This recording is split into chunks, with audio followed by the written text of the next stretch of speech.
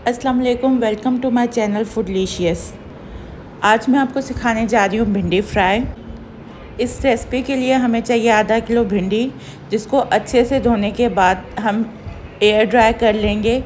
कपड़ा बिछा के उसमें भिंडी डालने के बाद अच्छे से सुखा लेंगे और उसको काट के दो हिस्सों में कर लेंगे। उसके अलावा हमें चाहिए 2 मीडियम साइज़ के प्याज, जो हम थिन स्लाइस कर लेंगे। उसके अलावा हमें इस डिश में चाहिए हाफ़ कप कुकिंग ऑयल। अब कुकिंग ऑयल आपकी मर्ज़ी, आप चाहें तो इससे कम भी ले सकते हैं, आप चाहें तो इससे ज़्यादा भी ले सकते हैं। साथ साथ में हमें चाहिए 2 मीडियम साइज़ के टमाटर, जिसको मैंने चॉप कर लिया है। उसके अलावा मैंने 3 हरी मिर्चें ली हैं मीडियम साइज़ की, जिसमें से एक को मैंने राउंड कट कर लिया है और 2 को मैंने स्लाइस कर लिया है। और साथ में मैंने ली है 1 अदद कच्ची कैरी स्मॉल साइज़ की, जो इस डिश को चटपटा और खट्टा टेस्ट देगी।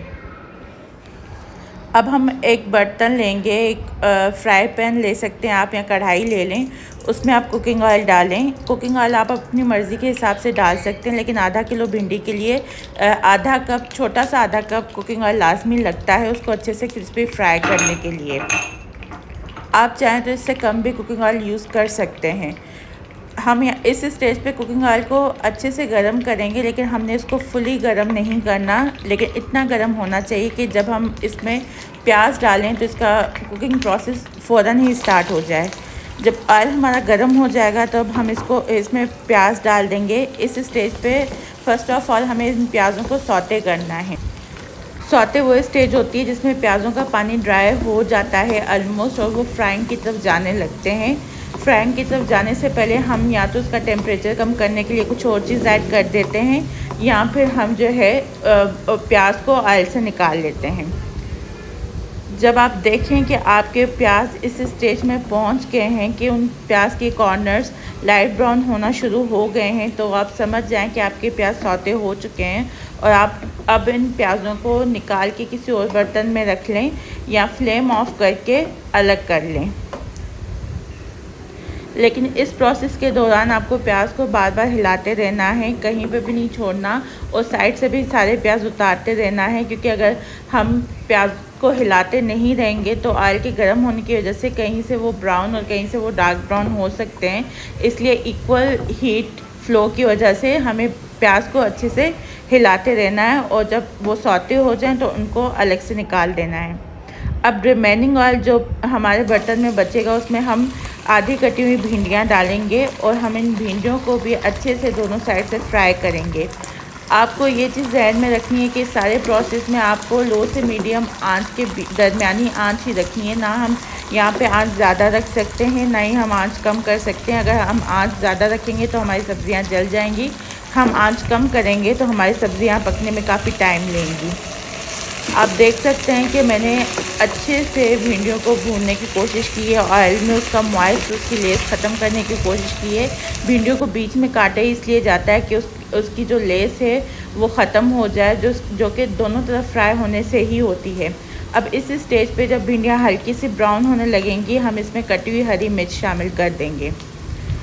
इस कटी हुई हरी मिर्च को हम भिंडियों के साथ 1 से 2 मिनट तक मीडियम से लो आंच के दरमियान पकाते रहेंगे, ताकि हमारी जो भिंडियाँ हैं वो भी अच्छे से क्रिस्पी हो जाएं, और उनका जितना भी टेस्ट और जितना भी तुर्शपन है वो हमारे मतलब हमारी जो हरी मिर्चों का जितना भी तुर्शपन है वो हमारी भिंडियों में शामिल हो जाए। इस स्टेज पे हम अजवाइन लेंगे 1/4 टीस्पून, और साथ में कलवंजी के 2-3 दाने लेंगे। हम अजवाइन और कलवंजी इसमें इसलिए शामिल कर रहे हैं ताकि ये हमें फूड डाइजेस्ट करने में हेल्प करें।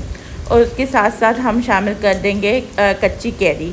कच्ची कैरी को ज़्यादा पकाया नहीं जाता, ये बहुत जल्दी गल जाती है। इसलिए जब हमारा प्रोसेस हाफ़ डन हो चुका होगा फ्राइड भिंडी बनाने का, उस प्रोसेस के हाफ़ डन के टाइम पे हम इसमें कच्ची कैरियाँ शामिल कर देंगे, और कच्ची कैरी को भी हम भिंडी और मिर्चों के साथ अच्छे से भून लेंगे। फिर हमने इसमें टमाटर शामिल कर देने हैं। टमाटर चाहें तो आप चॉप कर लें, तो आप पेस्ट भी शामिल कर सकते हैं, लेकिन पेस्ट को पहले आपको ऑयल में अच्छे से पकाना होगा, उसका पानी ड्राई करना होगा। यहाँ पे मैंने चॉप टमाटर लिए हैं, और इस डिश के लिए चॉप टमाटर ही बेहतर रहते हैं। हमारे पास 2 अदद मीडियम साइज़ के टमाटर थे, जो हमने आधा किलो भिंडी में शामिल किए। अब हम इन टमाटरों को भिंडी, कैरी और हरी मिर्चों के साथ अच्छे से भूनेंगे। हम चाहते हैं कि भुनाई के साथ साथ ही ये टमाटर गल जाएँ और इन टमाटरों का सारा मॉइस्ट ख़त्म हो जाए। इस स्टेज पे हम अपने सौते किए हुए प्याज शामिल कर देंगे और हम इन चारों सब्जियों को एक साथ अच्छे से भूनेंगे और कोशिश करेंगे कि हर चीज़ यकजां हो जाए और हमारी भुनाई में ही हर चीज़ गल भी जाए और मिक्स भी हो जाए। हम इसको ज़्यादा देर दम नहीं लगा सकते कि ये फ्राइड भिंडियाँ हैं। अगर हमने इनको गलाने के लिए दम लगाया तो वो हीट से मॉइस्ट जनरेट होगा और ये इन भिंडियों में लेस होने के ज़्यादा चांसेस हैं। अब हम ड्राई इंग्रेडिएंट शामिल करेंगे। मैंने यहाँ पे लिया है 1 टीस्पून सॉल्ट आप अपने टेस्ट के हिसाब से डाल सकते हैं। हमारे यहाँ कम सॉल्ट खाया जाता है इसलिए मैंने 1 टीस्पून लिया है। और मैंने शामिल किए 1.5 टीस्पून यहाँ पे रेड चिली पेपर। मेरा रेड चिली पेपर का फ्लेवर इतना तेज़ नहीं है इसलिए मैंने 1.5 टीस्पून शामिल की है। ये भी as per your taste and as per the performance of your chilli आप इसमें शामिल कर सकते हैं। और मैंने 1 टीस्पून कोरिएंडर पाउडर मतलब धनिया पाउडर लिया है और मैंने 1/4 टीस्पून हल्दी ली है। 1/2 टीस्पून मैंने यहाँ पे ज़ीरा पाउडर लिया है और उसके अलावा मैंने 1/4 टीस्पून यहाँ पे शामिल की है काली मिर्च।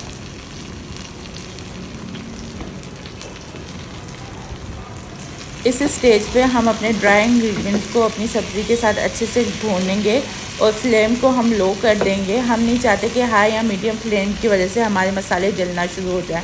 यहाँ पे हमारा पर्पज़ है कि हमारे मसाले अच्छे से कोट हो जाएं, सब्जियों के बीच भिंडी प्याज और टमाटर के बीच हमारे मसाले अच्छे से कोट हो जाएं और हल्की आंच पे वो पक भी जाएं।